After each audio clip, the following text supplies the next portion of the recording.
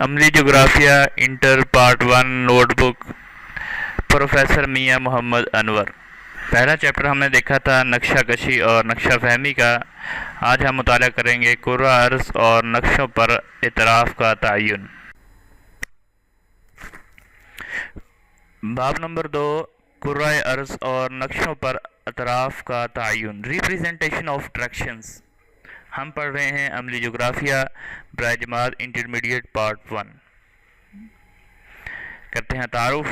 زمانہ قدیم سے انسان اپنے لیے کرۂ ارض پر راستے تلاش کرنے کے لیے اطراف کا استعمال کرتا آ رہا ہے۔ اطراف کا تعین انسان کو بہت سے شعبہ جات زندگی میں مدد فراہم کرتا ہے۔ پرانے زمانے میں اطراف معلوم کرنے کے لیے قدیم طریقوں کا استعمال کیا جاتا تھا۔ مثلاً اہل عرب رات کے وقت سمتوں کا تعین کرنے کے لیے ستاروں سے مدد لیتے تھے، لیکن موجودہ دور میں اطراف معلوم کرنے کے لیے جدید طریقوں کا استعمال کیا جاتا ہے۔ تعریف سمت۔ سمت سے مراد کرۂ ارض کی وہ ریاضیاتی تقسیم ہے جس میں تمام زمین کو کم از کم 4 حصوں یعنی زاویوں یا سمتوں میں تقسیم کیا گیا ہے، اور زیادہ سے زیادہ 360 درجوں میں تقسیم کیا جا سکتا ہے، کیونکہ ہماری زمین اپنے محور کے گرد گردش کرتی ہے اور محور کے آخری دونوں سرے قطب شمالی اور جنوبی کہلاتے ہیں۔ انہیں جغرافیائی قطبین بھی کہا جاتا ہے، چنانچہ ان قطبین سے گزرنے والا کوئی بھی خط شمال یا جنوب کی سمت کا اظہار کرتا ہے، پس کوئی بھی دوسرا خط شمالاً جنوباً خط کو قائمہ زاویہ پر منقطع کرے وہ مشرق اور مغرب سمتوں کا اظہار کرے گا۔ جس طرح کہ آپ یہ نقشے میں دیکھ سکتے ہیں کہ خط استوا ہے اور مشرق اور مغرب کو دکھایا گیا ہے، اوپر شمال ہے اور نیچے جنوب ہے۔ یہ ابتدائی سمتیں ہیں۔ اگرچہ بنیادی سمتیں 4 ہی شمار ہوتی ہیں، مثلاً شمال، جنوب، مشرق، مغرب، جنہیں اطراف رئیسہ بھی کہا جاتا ہے، کارڈینل پوائنٹس۔ بڑی 4 سمتوں کے درمیان بہت سی ثانوی سمتیں بھی ہیں جن کی تعداد 12 اور کل ملا کر 16 سمتوں کا مطالعہ کیا جاتا ہے، جیسا کہ نیچے دی گئی شکل میں دیکھا جا سکتا ہے۔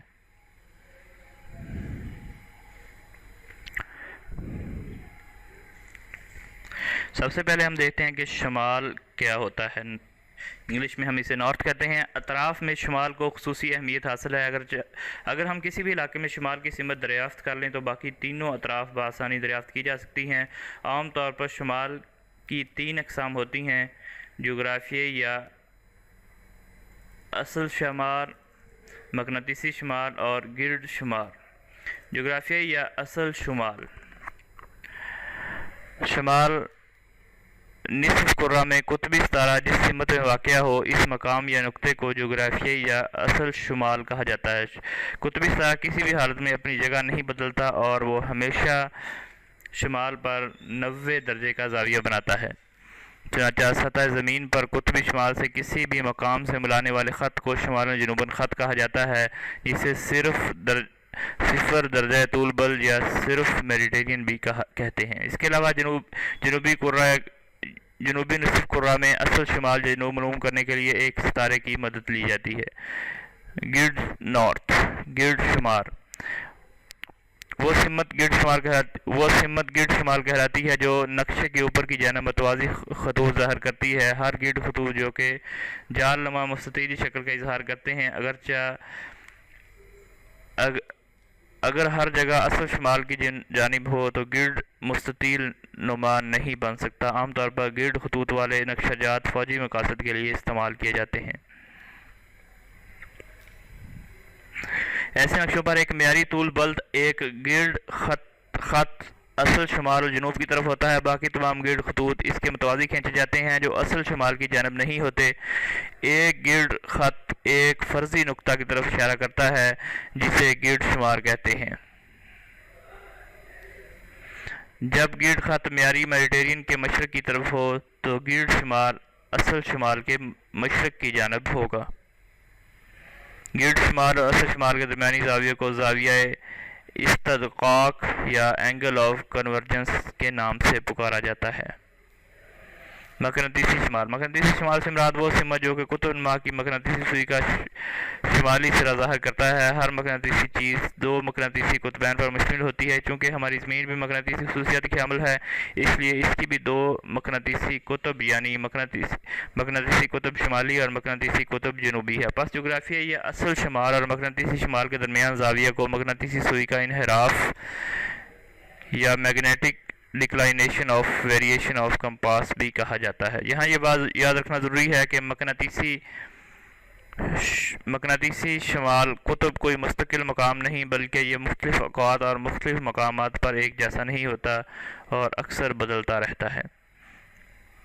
जोग्राफिया या असल शुमाल मंदरजा झैल तरीक़ों से मालूम किया जा सकता है। सूरज के मुशाहदे से और सितारों की मदद से, छड़ी या लोहे की सुलाख की मदद से, घड़ी और सूरज की मदद से, कुतुब नुमा की मदद से।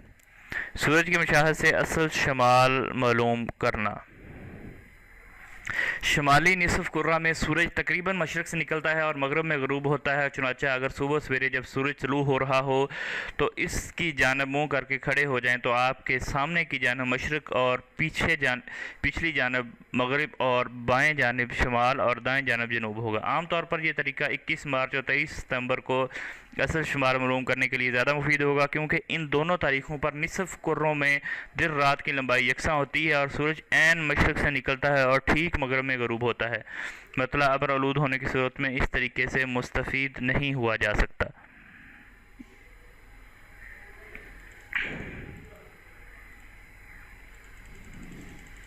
सितारों की मदद से शुमाली निसफ कुर्रा में कुतबी सितारे की मदद से असल शुमार मालूम किया जा सकता है। ये सितारा कुतब शुमाली के ऐन ऊपर वाक़या होने के बाइस सिर्फ निसफ कुर्रा शुमाली में ही नज़र आता है। आसमान पर यह सितारा अपनी जगह तब्दील नहीं करता। अगरचे कुतबी सितारा ज़्यादा रोशन नहीं होता, इसे तलाश करने के लिए शुमाल की जानब वाक़या 7 सितारों के एक गिरोह जिसे दुब्बे अकबर या ग्रेट बीन कहा जाता है, इसकी मदद ली जाती है। दुब्बे अकबर के 2 सितारे बहुत ज़्यादा रोशन होते हैं। इन सितारों को पॉइंटर्स या अशारची सितारे भी कहते हैं। दुब्बे अकबर के सितारे एक बल या चमच नुमा शक्ल से मुशाबा होते हैं। अगर दुब्बे अकबर के पॉइंटर या अशारची सितारों के फ़र्ज़ी ख़त के ज़रिए सीधा देखा जाए तो कुतबी सितारे की निशानदही करते हैं। जोग्राफियाई शुमाल मालूम करने का यह तरीका सिर्फ रात के वक़्त मतला साफ़ होने की सूरत में काबिल अमल है।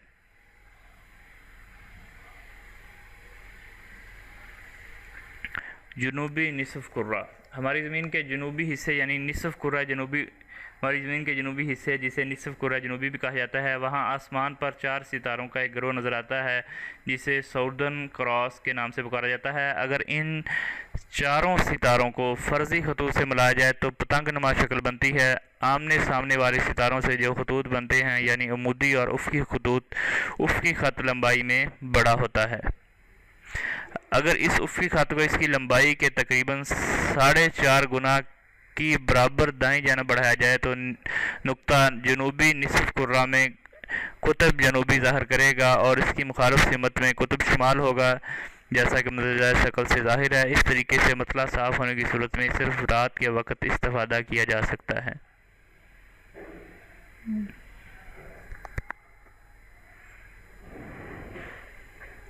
छड़ी या लोहे की सुलाख की मदद से निसफ कुर्रा शुमाली के लिए तकरीबन सुबह 9 बजे के करीब किसी हमवार खुली जगह ज़मीन में एक छड़ी या लोहे की सुलाख अमूदन गाड़ दें।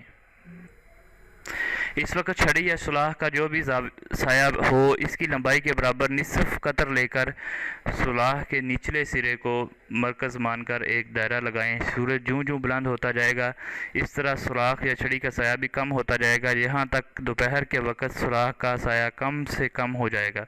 सूरज के ढलने पर साया दोबारा बढ़ने लगेगा। साये का मुशाहदा जारी रखें। साया दोबारा दायरे को छुएगा। जिस जगह साया दायरे को छुए इस मुकाम पर नुक्ता लगाकर सुलाख के मरकज़ी मुकाम से मिला दें। चुनांचा क़ब्ल अज़ दोपहर और बाद अज़ दोपहर के साया से बनने वाले ज़ाविये को तस्नीफ़ करने वाला ख़त या जोग्राफियाई शुमाल ज़ाहिर करेगा। इस तरीके के ज़रिए मतला साफ़ होने की सूरत में मुस्तफ़ीद हुआ जा सकता है। इसके लिए 21 मार्च और 23 सितंबर के दिन मुनासिब तस्वर किए जाते हैं।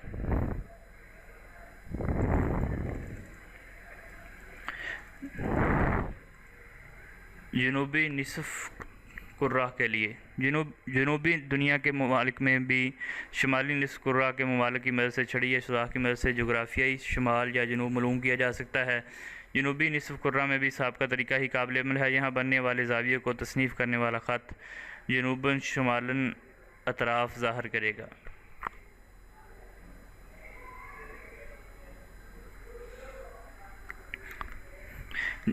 جس دن مطلع صاف ہو اور دھوپ نکل رہی ہو، اپنی گھڑی کسی ہموار جگہ یا میز پر رکھ کر اس طرح گھمائیں کہ گھنٹے ظاہر کرنے والی سوئی کا رخ سورج کی طرف ہو جائے۔ گھنٹے ظاہر کرنے والی اور 12 بجے کے ہندسے کو گھڑی کے ڈائل کے مرکز سے ملائیں۔ اس طرح بننے والے زاویوں کو تصنیف کرنے والا خط شمالاً جنوباً سمت ظاہر کرے گا، جیسا کہ مندرجہ ذیل شکل سے دیکھا جا سکتا ہے۔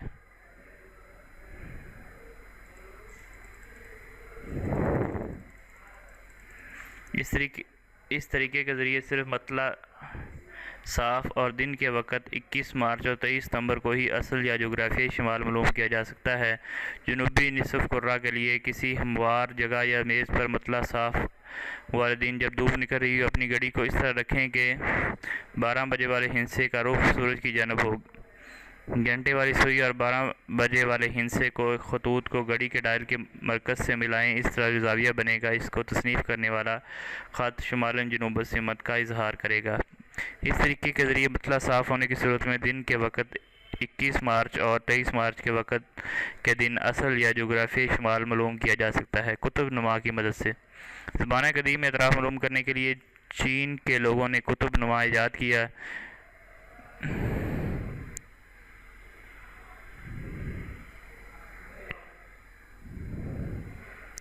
مقناطیسی انحراف میگنیٹک ڈائیورجنس جغرافیائی شمال اور مقناطیسی شمال کے درمیانی فرق کو مقناطیسی انحراف کے نام سے پکارا جاتا ہے۔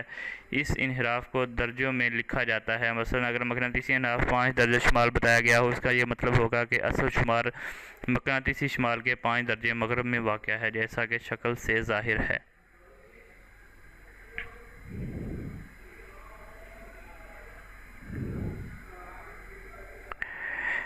شمال معلوم کرنے کے لیے گھڑی کی شکل سے مشابہ قطب نما سے جو شمال معلوم کیا جاتا ہے، اسے مقناطیسی شمال کہا جاتا ہے۔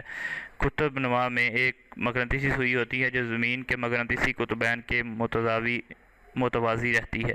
قطب نما کو ہموار جگہ پر رکھ کر حسب صورت گھمانے پر مقناطیسی سوئی شمالاً جنوباً خط پر جب کھڑی ہو جائے اور مقناطیسی سوئی کے متوازی کھینچا جانے والا خط شمالاً جنوباً سمت کا اظہار کرے گا۔ چنانچہ قطب نما کے ذریعے معلوم کرنے والی سمت مقناطیسی شمال جغرافیائی یا اصل شمال کے تھوڑا سا مشرق یا مغرب میں واقع ہوتا ہے۔ اگر مقناطیسی شمال معلوم ہو جائے تو جغرافیائی یا اصل شمال معلوم کیا جا سکتا ہے۔ قطب نما استعمال کرتے وقت اس کے قریب لوہے سے بنی ہوئی چیز نہیں ہونی چاہیے تاکہ غلطی کا احتمال نہ رہے۔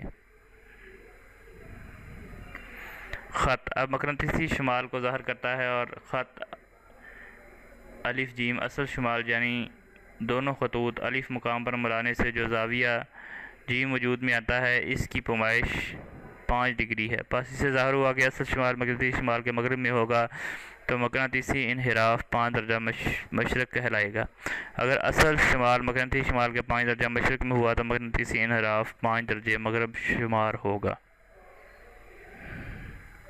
اس کے علاوہ مقناطیسی انحراف کو مقناطیسی میلان بھی کہتے ہیں۔ دنیا کے تمام حصوں میں مختلف حصوں میں یہ تمام زاویائی فرق یکساں نہیں ہوتے۔ مقناطیسی انحراف میں بعض مقامات پر اضافہ اور کہیں کمی ہوتی رہتی ہے، اور مقناطیسی انحراف کچھ مقامات پر زیادہ سے زیادہ 20 درجے تک بھی پایا جاتا ہے۔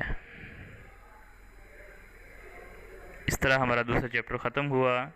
تیسرے چیپٹر کے لیے ہم مزید ویڈیو لا رہے ہیں۔ ہمارے چینل کو دیکھتے رہیے۔ اگر آپ کو ہماری ویڈیو پسند آئی ہے تو لائک، شیئر اور سبسکرائب ضرور کریں، اور اگر آپ چاہتے ہیں کہ آپ کے دوست بھی اس ویڈیو کو دیکھیں تو ہماری ویڈیو ان تک ضرور شیئر کیجیے گا۔